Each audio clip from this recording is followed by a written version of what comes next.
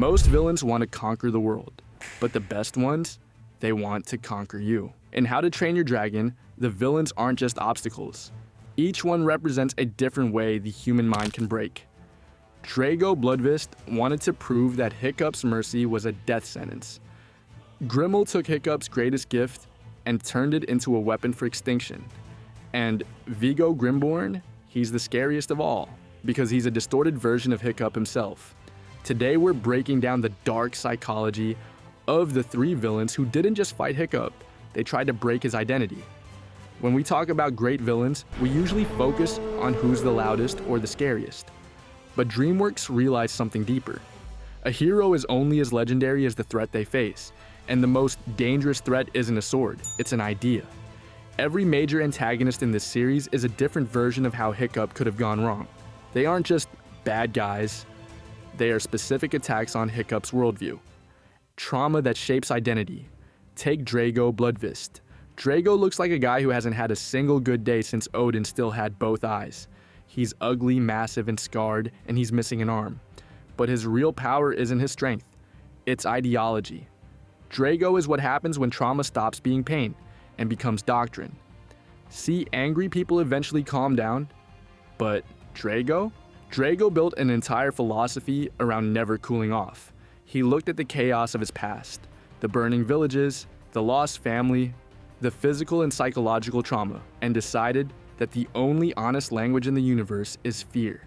He doesn't want peace because peace requires vulnerability. He wants domination because domination is the closest thing he has to feeling safe. To Drago, mercy isn't a virtue. It's a glitch in the system that gets people killed. This makes him a fascinating contrast to Stoic the Vast and Hiccup. Think about it. Stoic lived through the same war. Stoic also lost his wife to dragons. For 20 years, Stoic was the face of Viking aggression. On paper, Stoic and Drago began with the same trauma. But Stoic never became a monster. Why? Because Stoic's hatred was always grounded in responsibility, not fanaticism. He fought dragons to protect his people, not to feed his ego. By staying a chief instead of becoming a tyrant, Stoic accidentally gave Hiccup his most important moral lesson. You can fight what you fear without letting that fear rot your soul. You can be a warrior without becoming a butcher. Stoic modeled the idea that strength is not the inability to soften. It's the ability to change when the truth demands it. Drago is the version of Stoic that never changed. He's the what-if scenario where Stoic let his grief hollow him out until there was nothing left but a craving for control. When Drago uses the Alpha to turn Toothless against Hiccup, he isn't just trying to win a battle. He's trying to destroy everything Hiccup believes. He's saying, look at your bond now, look at your friendship. Underneath it all, force is the only thing that actually moves the needle. That's what makes him a wall. You can't out-argue a man who has replaced his heart with a flowchart of violence. Drago is what happens when grief stops being pain and becomes doctrine. You are not fighting a man anymore, you are fighting a philosophy of fear. The corruption of wonder. If Drago is the wall you break against, Grimmel the Grisly is the trap you never saw coming. Grimmel is the kind of person who can spot your weakness before you've even noticed it yourself. Not because he needs to, but because that's the only way he knows how to see the world. He doesn't scream, he doesn't rage, and he doesn't need an army of brainwashed men to feel powerful. He just needs a whistle and a head start. He is, quite literally, Hiccup's darkest reflection. Think about what makes Hiccup special. It's his curiosity. It's his ability to look at a Night Fury, the supposed unholy offspring of lightning and death itself, and see a scared animal that just wants to go home. Hiccup's greatest gift is that he understands dragons better than any Viking in history, a gift he inherited from his mother Valka. She spent 20 years in an ice sanctuary learning the secret language of wings and fire, all to become their protector. Grimmel has that same gift. He has the same curiosity, he has the same obsession. But where Hiccup's knowledge leads to stewardship, Grimmel's knowledge leads to predation. He didn't kill the Night Furies because he was scared of them. He killed them because he realized he could. To Grimmel, understanding a creature doesn't mean you owe it respect. It means you own it. He took the very thing that makes Hiccup a hero, the empathy and the deep observational skill, and he stripped it of its soul. This makes him a much more personal threat than Drago. Drago hated dragons, Grimmel is passionate about them. He studies their biology, their instincts, and their social structures just so he can build better ways to erase them. He doesn't just cage a dragon, he uses its own venom to strip away its free will. He turns their biology against their will. It's a direct attack on Hiccup's identity. The Hidden World isn't just a movie about moving away, it's a movie about Hiccup realizing that his special connection isn't inherently good. It's just a tool. And in the wrong hands, that tool creates a monster. Grimmel is the version of Hiccup that decided that being the smartest guy in the room gave him the right to decide who gets to live and who gets to be a trophy. He proves that knowledge without reverence isn't intelligence.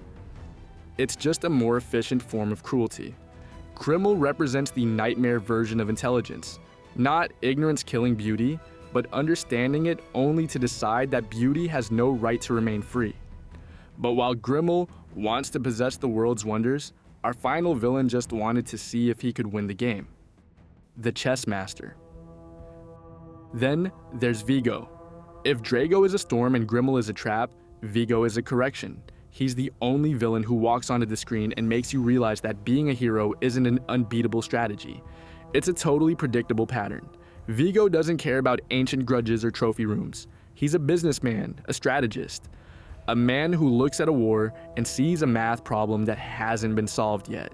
He is, without question, the smartest antagonist Hiccup has ever faced, because he's the only one who didn't let his emotions pick the target. Viggo is Hiccup's mind without the conscience. Hiccup wins by being the variable, the guy who thinks outside the box, the one who uses creativity to protect his friends. Viggo has that exact same creative engine, but he's fueled it with pure cold exploitation. To Viggo, dragons aren't partners, and they aren't even enemies, they're assets. Market value with scales. He doesn't need a roar to lead, he just needs the numbers to work in his favor. This makes him the ultimate challenge. Most villains lose because their ego makes them static. Drago refused to be wrong, Grimmel refused to be outclassed. But Viggo? Viggo studies his defeats. Every time Hiccup wins a minor victory, Viggo treats it as a data point. He doesn't get mad, he gets better. He's the only villain who could look at Hiccup and genuinely admire him, simply because he appreciates the elegance of a well-played move. He is Hiccup without the humanity. He's what happens when logic is detached from its soul and put into the service of profit. And that is why, in the end, Viggo is the villain who challenges Hiccup most. Drago is more brutal, yes. Grimmel is more unsettling. But Viggo is the least damaged and the smartest. He isn't being pushed by a burning village or a childhood obsession. He's a man who has looked at the same world Hiccup sees and decided that the most logical way to live is to be the one holding the leash. He meets Hiccup exactly where Hiccup is strongest and proves that intelligence by itself has no morality. A mind as sharp as Hiccup's, but emptied of mercy and put in service of advantage, that is a threat you can't just outfly. Maybe that's exactly why Viggo is the only villain who earns a genuine redemption arc. In the end, Viggo acknowledges Hiccup's view on dragons and stops being an enemy. Finally, he even sacrifices himself for a higher good. A story arc that would have been impossible for characters so consumed by their own worldview, as damaged and irredeemable as Drago and Grimmel. So, what is it exactly that makes these villains so powerful? It's because they aren't random. Drago attacks Hiccup's belief in compassion, Grimmel attacks his bond with beauty, and Viggo attacks his confidence in his own mind. By defeating them, Hiccup doesn't just save Berk, he proves that compassion can defeat fear, that understanding is stronger than possession, and that intelligence only becomes wisdom when it's guided by empathy.